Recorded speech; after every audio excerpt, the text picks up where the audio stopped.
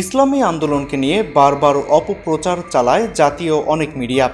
বর্তমান সময়ে বাংলাদেশের রাজনীতিতে ইসলামী আন্দোলন বাংলাদেশ একটি পরিচিত রাজনৈতিক সংগঠনের নাম।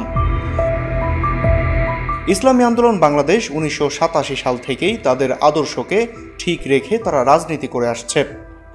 বর্তমান সময়ে ইসলামী আন্দোলন বাংলাদেশের রাজনৈতিক উত্থান ঘটেছে। এই রাজনৈতিক উত্থানকে ঠেকাতে গুটি কয়েক জাতীয় মিডিয়া ইসলামী আন্দোলনকে নিয়ে অপপ্রচার চালাচ্ছেন। আমাদেরকে আওয়ামী লীগের দালাল বলে কবিরা গুনাহ করেছেন, জামাতকে চরমনাই পীর মুফতি রেজাউল করিম, এমন শিরোনামে একটি সংবাদ প্রকাশ করেছেন চ্যানেল 24 ও বিদেশে বসবাসরত বাংলাদেশি সাংবাদিক হাসিনা আক্তার পরিচালিত টেবিল টক ইউকে।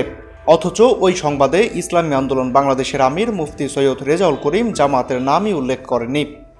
এর আগে জামাতকে বাদ দিয়ে ঐক্য করেছেন ইসলামী আন্দোলন বাংলাদেশ এমন একটি মিথ্যা সংবাদ প্রচার করেছিলেন দেশের অন্যতম জনপ্রিয় গণমাধ্যম RTV ও দৈনিক ইত্তেফাক। এভাবে ইসলামী আন্দোলন বাংলাদেশকে নিয়ে মিথ্যা সংবাদ প্রচার করলে দলটি নানান সমস্যায় পড়তে পারেন বলে মনে করছেন সচেতন মহল।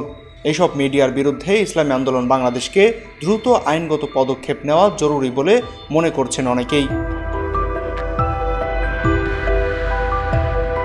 মাহাদি Hasan BN, people voice television, Dhaka.